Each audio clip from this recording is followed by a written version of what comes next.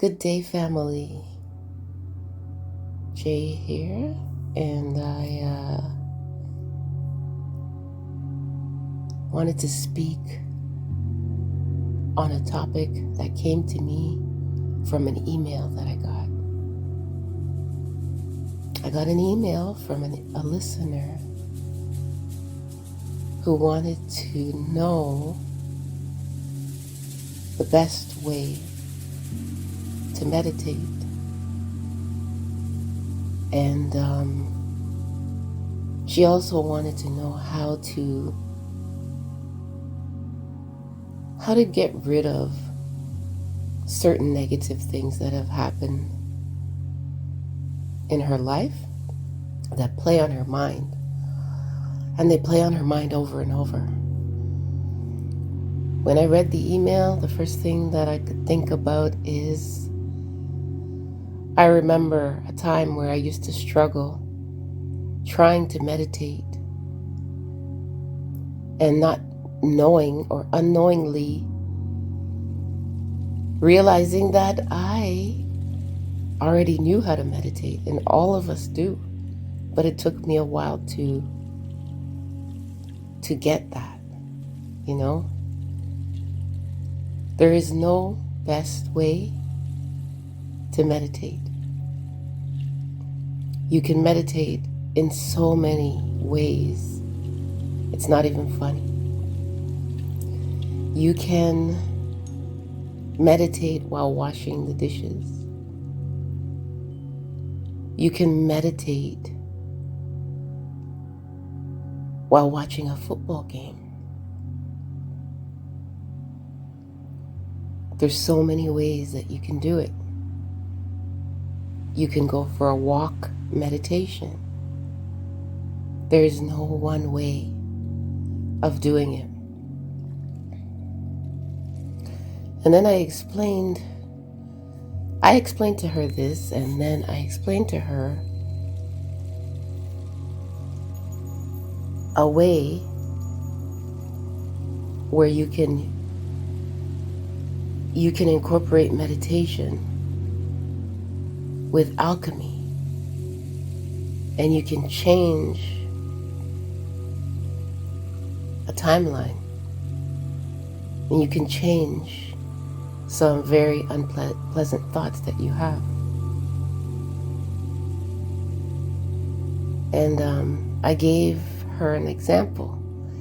This example is, imagine when you were a child, and whenever somebody would come inside the house and you heard the key in the door and you were triggered negatively by the sound of that key due to the fact that it was a parent, maybe your mother or maybe your father, was coming in with a whole negative space, a negative, unhappy, unpleasant way of being. And they were coming in to the house to target you and anybody else that was in their way. And they were disturbing and just they could have been drunk, they could have been just angry from work, and you were the sponge that had to absorb everything that they brought into that house with. And your little nerves were like on edge because you didn't know how to take it. You didn't know how to transmute that energy yet. So you would get all frazzled and stressed out and sad and run around and complete the tasks that were delegated in a rough manner, and then just nervous, like it would just make you nervous, and you carried that into your adulthood to the point where whenever you hear a key in the door, you get triggered. And that key, the person that has that key could be the most loving person, but because of the bad experience you had when you were a child, it takes you back, time and time again, back to that place when you were little and you were triggered and you were frazzled and upset and hurt, and you had to listen to negative words and possible beatings and just all kinds of stuff, you know? And I told her that you can, in meditation, you can recreate that entire scenario right now. That can be your meditation. You could go into trance, but you could also just go into meditation and reconfigure that entire story to totally change you and get rid of that trigger and nervousness that you get from it. You can change it. You can make it so that the sound of a key coming into the door makes you happy and joyful. And then when the parent walks in with a big smile on their faces, they say your name in a lovely way and crouch down so that you run into their arms and you get the best hug you ever got in your life.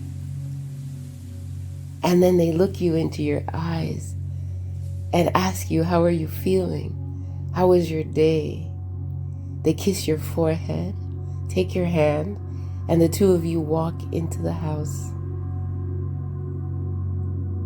And they go into the kitchen, they get some ice cream, they share for two, and then they come and sit down with you, and you both eat your ice cream and smile and talk about your days, and you explain how things were at school.